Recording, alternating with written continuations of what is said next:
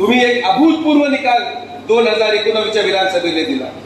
या शिर्डी शहरामध्ये महाराष्ट्रामध्ये एकमेव नगर परिषद अशी होती जिथं एका उमेदवाराला एकूण 90% मतदान पडलं। एकूण 90%।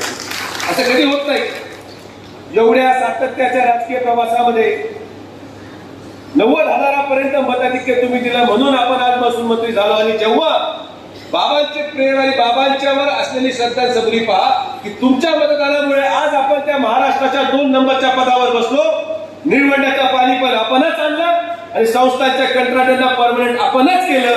हे वैशिष्ट्य तुम्हाला मुद्दाम करायचं की तुम्ही जेवढा विश्वास ठेवाल, तुमचा मतरूपी आशीर्वाद द्याल, तेव्हा या मताचं प्रत्येक उपकाराची परतफेड आम्ही आमच्या शेवटच्या श्वासापर्यंत करू। विखे पाटील परिवार करेल आणि माननीय आमदार राधाकृष्ण विखे पाटील साहेब करतील।